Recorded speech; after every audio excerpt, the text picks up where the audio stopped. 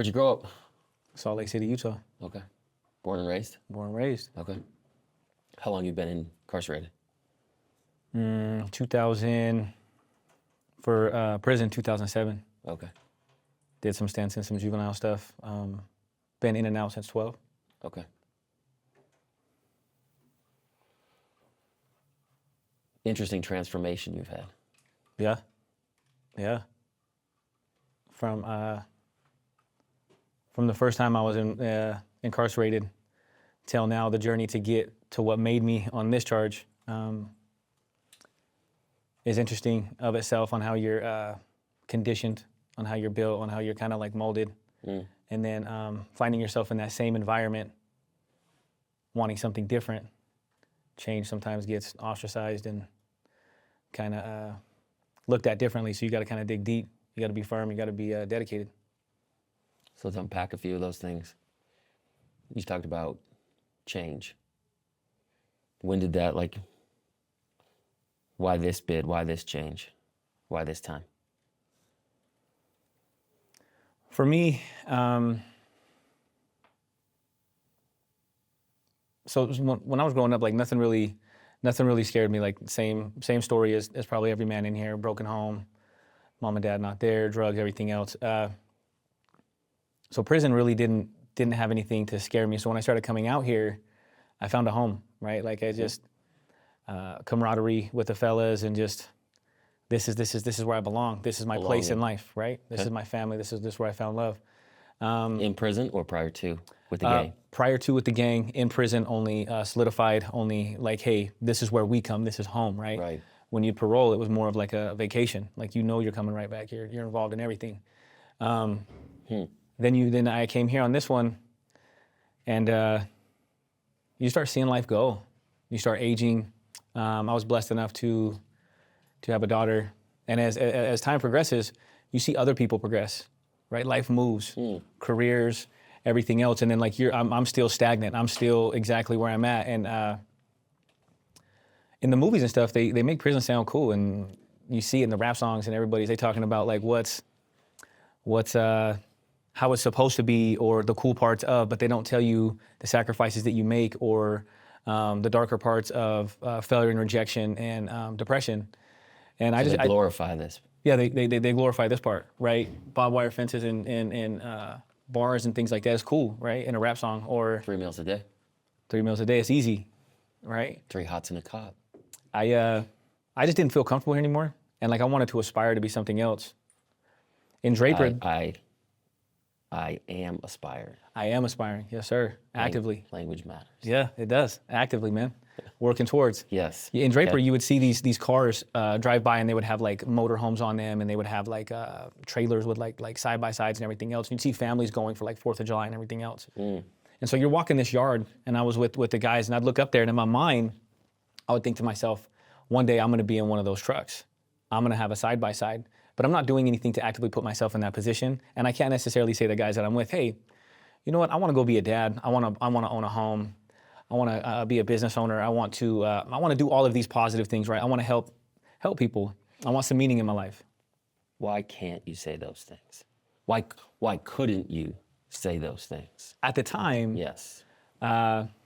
Prison has its own set of rules, has its own set of politics, has its own set of ideologies, right? What self-respect is, what self-worth is, what pride is, what ego is, and growing up in the streets, that's bred into you. Okay. Then you get in detention centers, that gets bred into you. Then you hit prison, and a new version of that gets bred into you. Anytime that you're in an active war zone or on a yard in prison, and especially gangland, I don't know what it's like in other parts, right? But when you're involved with gangs and you're involved with stuff like that, anytime you're you know what, man, I think 5,200 square feet in a house is probably good. I think 3/4 an acre would probably be one of them. I want one of them Japanese tea gardens in the backyard, and I want a maple, and they'd be like, the fuck are you talking about? You got a banger on you? SWAT's on its way. What's going on? You know what I mean? It's you don't really got time for that mind frame of where you're going. You're worried about everything else that prison has to offer, and just worried about whether it's confrontation, whether it's SWAT, whether it's COs coming to get you a new charge, whatever else. So you just don't have time to open up and be that vulnerable and be that part of yourself of like, hey, there's more to life than just this. There's more to life than walking on this yard and daydreaming, because I'm tired of daydreaming. I'm tired of like looking at something and being like, hey, I wish. What am I doing today to put myself in a position to get that Japanese tea garden? What kind of maple do I want? What kind of koi fish do I want? What kind of furniture do I want? What does my house look like? And you dig into it, and the more you fixate on that, and the more you do it, then you realize what I'm doing, those two things can't live together. Yeah. If I'm actively doing these things and committing felonies and all these other things, it's like a cancer, right? It's not gonna kill me day one. It's not just like, oh, I got stage 4 day one, boom, I'm dead, right? It's gonna kill me slowly. It's gonna allow me to build maybe a home for 4 years. I'm selling drugs, I'm doing whatever. And then once they find out, right? Once them boys find out, they're gonna come and take all of my stuff. And then now all of the family that I've built this with, and they're kind of like reliant and dependent on me, and I'm reliant and dependent on them, like emotionally. All of a sudden, that's stripped away, and I'm back here. So now I have more regret. Now I have more failure and rejection. Now I have more of these other things in life that just like kind of tear you down. And resilience only comes from being beat down. And I've been struggling with resilience, I don't know, probably for like the last month or so with some personal things in life. I think we all have them, right? And this place is, this place can make or break you. And those of us that are kind of like rising above and choosing something different, we're only as resilient as we are because we've been beat down and because we stand back up. You know, and it's like, hey, that's hard. That's a difficult situation. And I'm gonna persevere, and I'm gonna push through that, and I'm gonna get through that. And I think that's for me of why this day is something different, is because everything from robberies, home invasions, every type of thing that the criminal element can offer you, I've been involved in. Interrogations, you just, man, shut up, take me to jail. And I was a tough guy, and I'm not saying nothing, and I've been all of those other things. And I've also been soft, vulnerable, and everything else. And I just find that for me, my core values, what I find deepest to myself is love and positivity. And if it doesn't line up with that, and I'm not going in that direction, then I don't got time for it. That authenticity, right? So it's like I see two individuals, like this chasm. You talked about being interrogated. I'm this tough guy, whatever. You know, this facade, this front, so to speak, right? Because I had to be. But then there's this love and positivity portion of you. There's this massive chasm in between. Yeah. So it's like the love and positivity. I often say, like on the streets, you buy a red truck, you find a red truck everywhere. You see what you focus on, right? Exactly. So kind of some of that Tony Robbins stuff, you see what you focus on. And so as you've started to focus on the love, the positivity, the koi pond, have you found other individuals here that say, I actually, thanks for allowing me to be authentic. Thanks for allowing me to be vulnerable.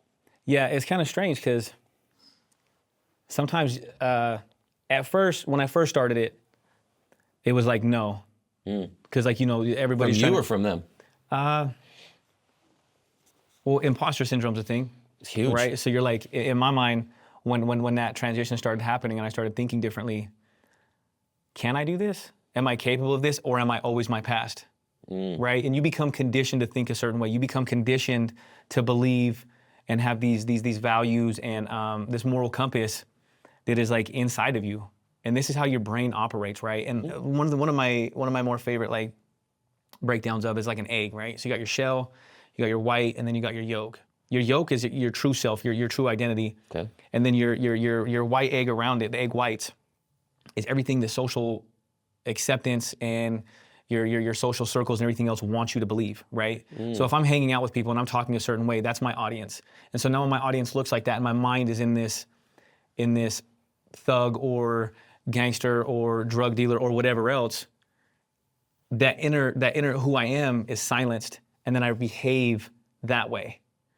So to find that inner self, you have to silence everything around you. So then what does my conversation look like? What does my words look like? Where's my mind, right? So then like whatever kind of soil you're putting in your mind, those are the seeds that are gonna grow. And good or bad? good or bad. Correct. Good or bad. Positive, negative. And so in that transition, I was finding, am I doing this right? Can I change? Am I... The self-doubt. Yeah, am I destined for this, right? Because somebody would say something at first and I would react a certain way and I'm like, I don't really want to punch this dude. Like, why am I so upset? And then I realized it's like, hey, maybe I'm scared and I don't want to get in trouble and I got stuff to lose, so please don't put me at risk, right?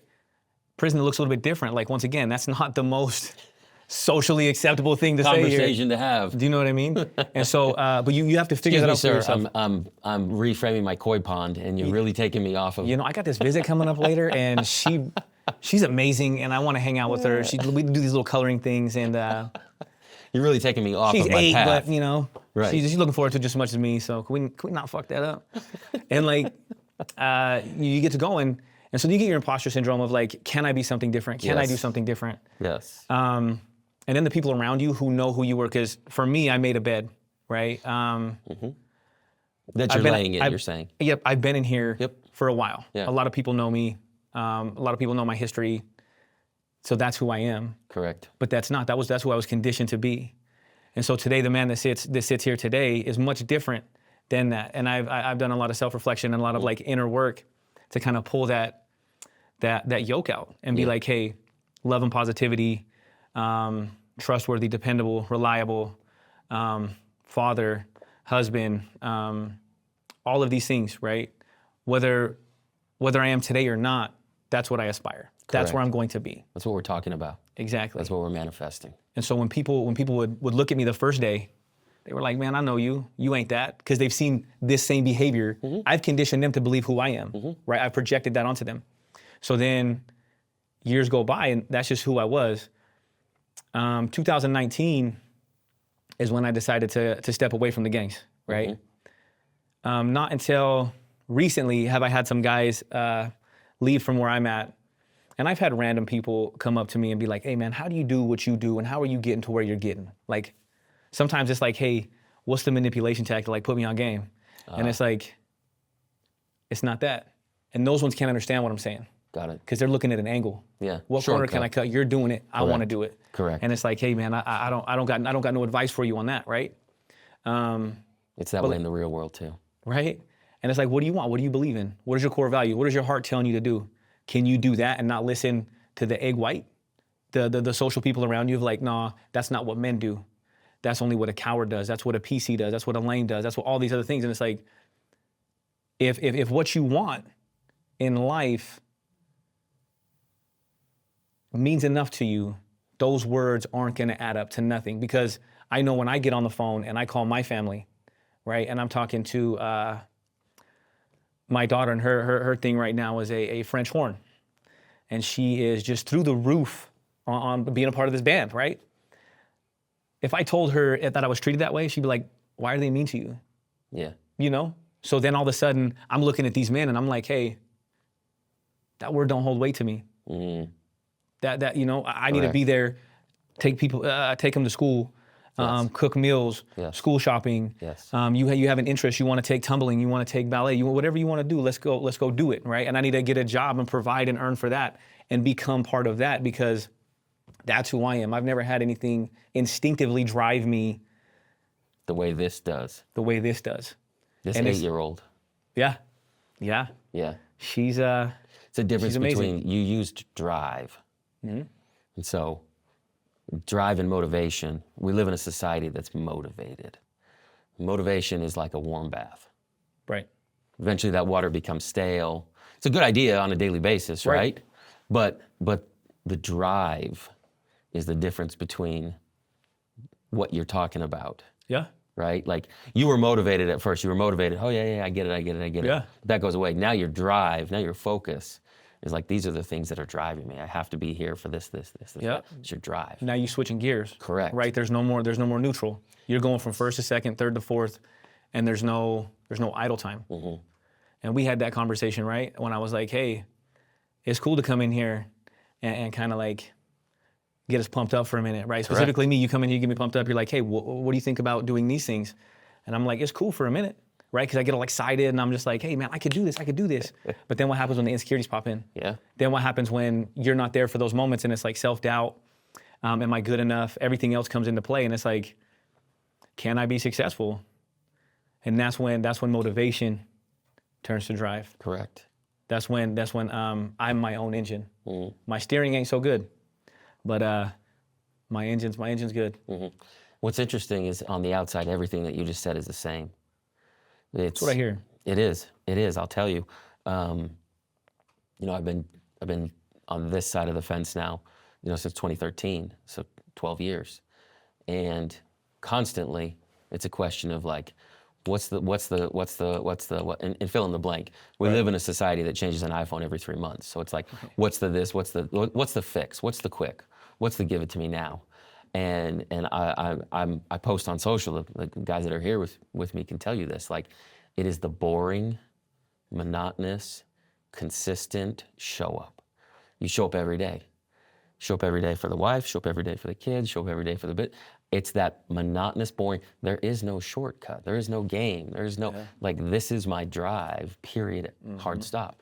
And now I say that to tell you that all of the self-doubt, all of the shame, all of the guilt of my past still creeps in. All of it. The resistance, the opposition still happens. Happened this morning, getting in here. Yeah. No, yeah. And so it is something that I love that you speak about, because the opposition, I think a lot of times guys are ready to hit the gate.